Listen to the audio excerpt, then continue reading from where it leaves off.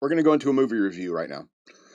Might be long because since I've been doing the movie reviews, I've wanted to review The Watchmen, the 2009 movie, The Watchmen. And unfortunately, doing a review of The Watchmen means going even further back in time into history, into like 1986, 1987, when these comic books came out. Now, back then, because there was things like nudity and adult language in the comic books, I think you had to be like 18 to buy this stuff. So we had to get like older friends to buy this stuff. 'Cause I was 9, 10 years old, and I was already reading mature stuff like this already. And so I tell you, during that year, we couldn't wait. I mean, we wore out the copies because it was like a 12-issue series over a year from 86 to 87. And every single month, we all would like just pass it around to each other all month long until the next one came out, reading it and trying to figure out what's going on and stuff like that. So believe me when I say Alan Moore is a hell of a writer. All right. And this is probably his finest work. All right.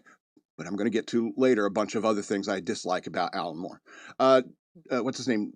Dave Gibbons, the artist. I mean, his art was really, really good, especially when you consider like how much of the comic book was like showing, not telling, and you're doing like panel after panel, like 18 panels telling a story visually with like no words.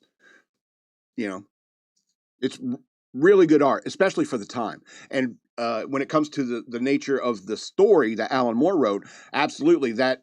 Nobody has ever seen that kind of like depth in storytelling in comic books ever until that point. So, kudos to Alan Moore for that accomplishment, because this kind of stuff led, when The Watchmen came out, it led to all sorts of more mature titles, especially within DC. They like had the Vertigo, what is it, like a publisher, like sister publisher, and do more mature titles. And then you started getting things like Neil Gaiman and what did he do? Sandman and stuff like that. And, for an older audience. And I like that because, there's only so much of like, haha, take that, villain, you can deal with in the comic books up to that point. Because even up until the 80s, comic books are real kind of cheesy in many ways. And now with something like The Watchmen, you're dealing with like real world themes, like, like rape and like fathering children and like people dying to save or destroy the world. It was very real, visceral, I guess is the word, like very real. And it was great. And not only did Alan Moore have like a whole bunch of information in terms of what was in the story, he also had these like B plot stuff like that, like the Tales of the Black Freighter. After all, in the early 80s, DC acquired Charlton Comics in like I think 81 or 83. They acquired Charlton Comics, and because of that, they gained all the intellectual property to like the superhero characters they had, like Night Owl and Dr. Manhattan and stuff like that they had during the 40s and 50s and 60s. And so Alan Moore was given this opportunity. It's like, take these characters and run with them. And he was like, okay. And he came out with this amazing story called Watchmen based upon Charlton Comics characters. And it's a fantastic detective story. First of all, the comedian gets killed, one of the superheroes, and the detectives are like, this guy was big. He was obviously trained. He has all these like pictures of him with President Nixon, who got elected 6 times and stuff like that. Which is, we'll come back around to why I dislike Alan Moore on a personal level. All right, and so it's a detective story. The comedian gets killed. Rorschach tries to investigate. You can pull up that other picture.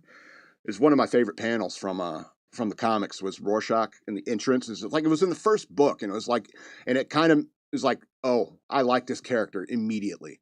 He's kind of dressed like the Joker, but he has this weird Rorschach mask, and he's uncompromising, even in the face of Armageddon. And by the end of the story, I'm on Rorschach's side. And so Rorschach then goes and he starts telling all these other like retired superheroes or heroes. There's only one real superhero, and that's Dr. Manhattan. He starts telling these other heroes that, maybe somebody's out there killing masks, killing old superheroes and so forth. And most people are just like, oh, you're crazy, Rorschach. And, there's a lot of argument to say that Rorschach is crazy.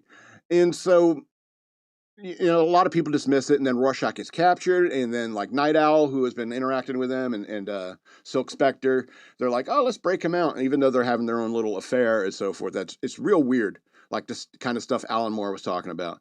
Like he was real into Devo. back when he was writing this, I guess. Anyway, I'll get to Alan Moore in here in a second. And so you get the story where these old retired heroes, they end up like figuring out what's going on, and it's a major global plot, and that will change the world. And so they set about trying to stop it. And that's the premise. If you haven't seen it, you haven't read the story. I mean, it's really good. And I don't want to spoil it any further than that. And so, but all these characters, they're, number one, they're all incredibly flawed. All of them are incredibly flawed. Rorschach obviously is insane, but he's the only one that I really like, I suppose. It's like people have other favorite characters, I suppose. Silk Spectre, she's just kind of hanging around. She's supposed to like sit on Dr. Manhattan, make sure he doesn't go crazy. gets laid every once in a while, and that's her job. The government was to keep her there for that purpose. And it's kind of nutty, especially when you consider how Dr. Manhattan behaves. He's like super powerful, can disassemble matter. It's the superest of supermen. And nobody can stop him. He can reassemble all matter and so forth, and see through time and sees time differently. And he starts getting more detached. Now, this is what's interesting about Alan Moore's writing, is he's clearly a nihilist and he's clearly an atheist. All right. And so when he starts writing a character that's like a godlike character, like Dr. Manhattan, John Osterman, when you start talking about a godlike character like that, he starts projecting what he thinks God is onto Dr. Manhattan, which is detached. It's like, I want to be naked. I don't want to wear clothes anymore because I'm above it. I'm like God. I'm a head in the sky all the time. I'm looking at stuff like I've never seen it before. Wow, man, I'm gonna go to Mars. I might make some people. I don't know, But he's detached, and that's the problem. Is like the comedian points that out, and like in the Victory in Vietnam Day, the comedian says catches Dr. Manhattan and says, "You're slipping, Doc. You could have changed the bottle to roses. You could have changed could have teleported her away, either of us away. You could have turned my gun to to donuts, but you didn't. You let it happen, and because you don't care about people." And so that's kind of Alan Moore's projection of what God is. It's like he thinks God doesn't want to get involved in humanity, even if he does exist. All right. And that aspect of Alan Moore's character, also manifests in Ozymandias. All right. And Ozymandias he's supposedly the smartest man in the world. And for Alan Moore, for all his literary genius, doesn't know what geniuses do. All right. First of all, geniuses don't sit there and talk about dub music. They don't sit there and say, it's interesting. If you go down to Jamaica, okay, the smartest man in the world goes to Jamaica and hangs out. All right. If you go down to Jamaica, these people in Jamaica, they're just now getting a hold of like these synthesizer technology, and they don't have any preconceived notions of what synthesizers should sound like in music, and so they come up with some really wild music. It's totally cool, man. We should go down there sometime and smoke some joints and listen to some reggae and dub music, man. And you're just like, you're the smartest man in the world? I don't think so. All right. This is what Alan Moore thinks that geniuses do. It's like, no. And I'll tell you what they don't do also, Alan Moore. Geniuses don't sit there and watch like 80 televisions and then watch the commercials for a while, then pick out a dictaphone and start saying things like lots of sexual imagery in the ads, buy diapers and prophylactics, buy stock in diapers and prophylactics. That's not what geniuses do. You may think that's what they do. You probably sit there on watching TV and taking notes about where your investments should go. That's not what smart people do. Moron. All right. Comedian. Funny guy, but he's also like got a dark and twisted sense of humor, which I think like humor eventually, as it matures, it goes into that territory from time to time. But he was also like a rapist. He's a very terrible person. Like I said, every single character is terrible. And some people may he's like my second favorite character, the comedian. And it's because, you have to kind of like laugh at the horrors of the world in order to, remain sane. And it's just, Alan Moore's like understanding of like even when he was talking about Ozymandias and like he's talking about dub music, and then he also where he went through like all of the Mediterranean where what's his nuts Ozymandias, Alexander the Great. When he followed the route of Alexander the Great, and then like before he returned home, he ate a ball of hashish, which geniuses do. And then he had this, oh, I'm going to be the smartest man in the world. I'm going to be a badass superhero. I'm going to take over the world and stuff like that. And Ozymandias is a, arrogant, narcissistic jerk who thinks he can solve all the world's problems.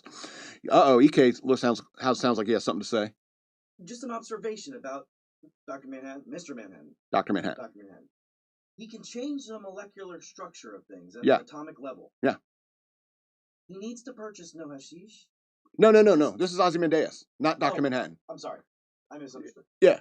Dr. Manhattan can get high every time he wants. Maybe that's... Think about it. Yeah, let's think about it. I'm going to re-alter my chemistry to make myself stoned. EK was confused and felt a need to interrupt. Anyway, Sorry. It's okay. And so, when it comes to like Alan Moore's other work, the only other Alan Moore work that I think is even slightly good is V for Vendetta. But like so many, like for example, in V for Vendetta, the whole thing depends on the guy behind the computer going crazy because the computer tells him that the computer loves him. All right, the whole thing hinges upon that. All right, and it's absurd that it would work. All right. And a lot of Alan Moore's writing is like this. For example, if your superhero name is Ozymandias, all right, and you are a public figure, you came out and revealed, I'm Adrian Veidt. I was a superhero known as Ozymandias. I'm the smartest man in the world, and I'm an Olympic athlete, and I'm awesome and stuff like that. And I run all these I have all these Egyptian themed things inside my office, and I have all these companies named after Pyramid and like Egypt Tech and so forth. Everything is, Egyptian themed and stuff like in my life, And so the password to hack my computer is Ramses II. You don't know what geniuses do. You don't know how geniuses think, Alan Moore. I'm not even close. I'm closer to genius than you, but that's not what smart people do. You don't make the password Ramses II. All right. The anger's out of me. I feel like I've covered what pissed me off about Alan Moore. But at the end of the day, The Watchmen, you can go back to the other picture, is an incredibly good story. It's an incredibly good movie, and I really don't mind the things that they edited out. Because after all, like I said, the original comic books are incredibly dense. And so not only did you have the story, but like at the end, you'd have a few pages that Alan Moore wrote. It's like something like an article that Night Owl, I forget his, Dan Dreiberg, wrote for this ornithological journal called Blood from the Shoulder of Palos. And I ate that stuff up when I was reading the comic books. I thought it was incredible. It was like Tolkien in many ways, creating this world, more depth into the world that all these characters are living in. It was brilliant. It was really good writing, Alan Moore. Even though I know I disagree with you personally, I'm positive I disagree with you politically. And the way you think about geniuses and God is baffling to me. But if I remove emotion from it, and I have to put a star rating to the 2009 movie Watchmen, it's 12 of 13 stars. It really is. It is an incredibly good story from the mind of a very confused individual. And fortunately, a lot of good art comes out of the mind of a very confused individual.